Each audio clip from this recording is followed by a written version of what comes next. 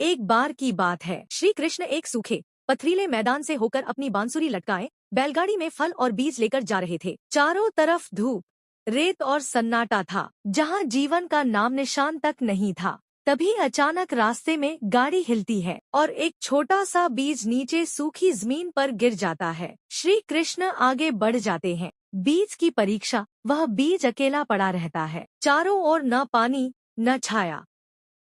तेज धूप में वह मुरझाने लगता है। लेकिन उसी रात समुद्र की ओर से हल्की नमी भरी हवा आती है और ओस की कुछ बूंदें उस बीज को छू लेती हैं। बीज फूटता है, एक नन्हा सा पौधा निकल आता है, लेकिन मिट्टी बंजर होने के कारण वह फिर से सूखने लगता है। श्री कृष्ण की वापसी। कुछ दिन बाद श्री कृष्ण उसी रास्ते से लौटते हैं। उनकी नजर उस कमजोर से पौधे पर पड़ती है। वह मुस्कुराते हैं और कहते हैं, जहाँ जीवन की इच्छा हो वहाँ ईश्वर स्वयं सहारा बनते हैं। श्री कृष्ण अपने कमंडल से धीरे धीरे उस पौधे पर पानी डालते हैं। चमत्कार! पानी पड़ते ही धरती कांप उठती है।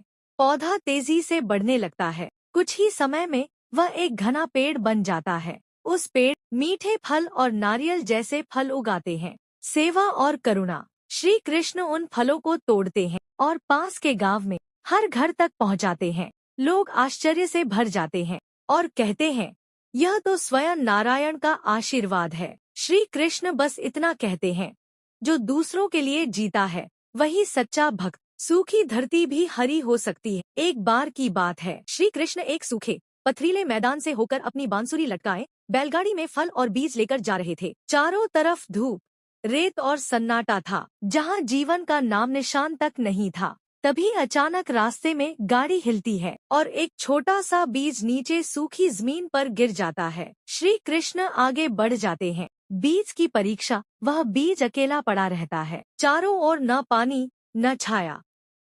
तेज धूप में वह मुरझाने लगता है। लेकिन उसी रात समुद्र की ओर से हल्की नमी भरी हवा आती है और ओस की कुछ बूंदें उस बीज को छू लेती हैं। बीज फूटता है, एक नन्हा सा पौधा निकल आता है, लेकिन मिट्टी बंजर होने के कारण वह फिर से सूखने लगता है। श्री कृष्ण की वापसी।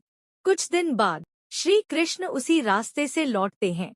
उनकी नजर उस कमजोर से पौधे पर पड़ती है। वह मुस्कुराते हैं और कहते हैं, जहाँ जीवन की इच्छा हो वहाँ ईश्वर स्वयं सहारा बनते हैं। श्री कृष्ण अपने कमंडल से धीरे धीरे उस पौधे पर पानी डालते हैं। चमत्कार!